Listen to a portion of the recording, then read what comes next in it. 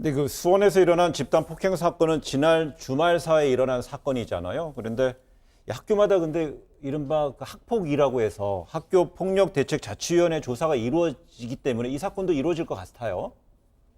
그럴 가능성이 그렇죠. 있죠, 사실은. 그러니까 지금 말씀하신 것처럼 학폭이라는 것은 학교 폭력이 신고되면 통상 14일 이내에 처리를 해야 되는 거거든요. 근데 또 하나 문제가 되고 있는 건 현재 학폭위에 대한 불신이 크다는 점이에요. 왜냐하면 이게 학폭위에 구성된 멤버들을 보면 학부형들이 절반 이상을 차지하고 있습니다. 네. 그러다 보니까 본인의 이해관계가 들어가게 되고요. 두 번째는 전문성이 좀 떨어지는 부분이 있어요. 폭력에 대해서 뭐 변호사라든지 아니면 심리학자라든지 아니면 법을 전공하는 분이란 이런 분들이 들어가게 되면 조금 더 학교 폭력에 대해서 전문가적 관점에서 볼 수 있을 텐데 학부형들이 들어가다 보니까 전문성이 떨어진다는 비판을 받고 있고요. 네. 그리고 그러다 보니까 결국은 재심 청구가 많아졌는데 2013년 같은 경우에 재심 청구 건수가 701건에서 2016년도에는 1449건으로 늘었어요. 그만큼 불복하고 다시 재심을 청구하고 이런 네. 일들이 계속 반복되고 있는 상황이라고 볼 수 있습니다. 그러다 보니까 이런 학폭위의 역할이 내년 교육청으로 이관된다고 그러잖아요. 그래서 근데 실제 지난 10년간의 그 청소년 범죄를 보면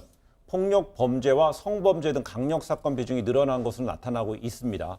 그리고 또 전체 사건에서 절도하고 강도 사건은 줄어들고 이런 폭력적인 양상도 좀 변하고 있고 그러다 하면서 또 학폭의 역할에 대해서 또 거기에 대한 논쟁도 있고요. 어떻게 봐야 될까요?